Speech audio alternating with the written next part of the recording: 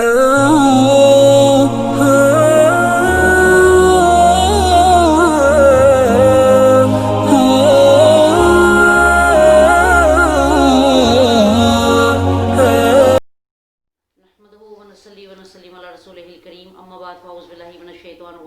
اللہ الرحمن الرحیم رب اشرح لی صدری ویسر لی امری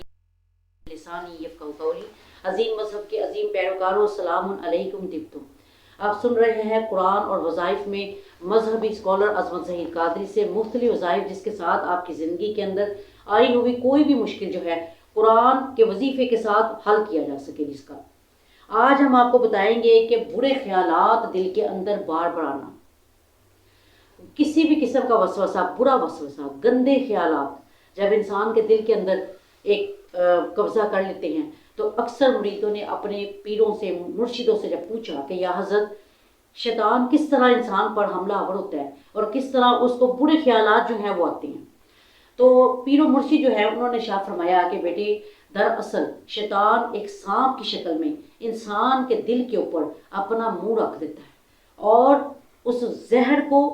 بندے کے دل کے اندر اتارتا ہے، جس کی وجہ سے انسان کو برے خیالات آتے ہیں۔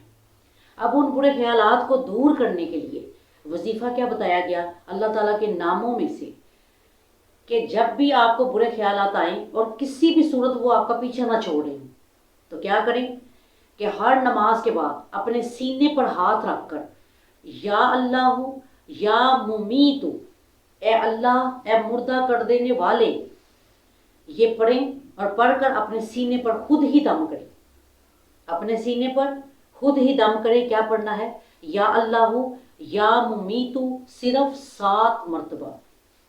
7 مرتبہ پڑھ کر آپ اپنے سینے پر ہاتھ رکھیں اور دم کریں، لیکن ہر نماز کے بعد،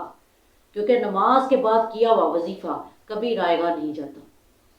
کیونکہ انسان اپنے نبی پر درود بھیج چکا ہوتا ہے، صالحین پر سلام بھیج چکا ہوتا ہے، ان کی آل پر سلام پیش کر چکا ہوتا ہے اور ابراہیم علیہ السلام کی دعا کو پڑھ چکا ہوتا ہے، تو اللہ تعالیٰ اس کی زبان میں وہ تاثیر پیدا کر دیتا ہے کہ وہ کوئی بھی وظیفہ پڑھے اللہ تعالیٰ اس کو کامیابی دیتا ہے۔ اللہ تعالیٰ ہم سب کو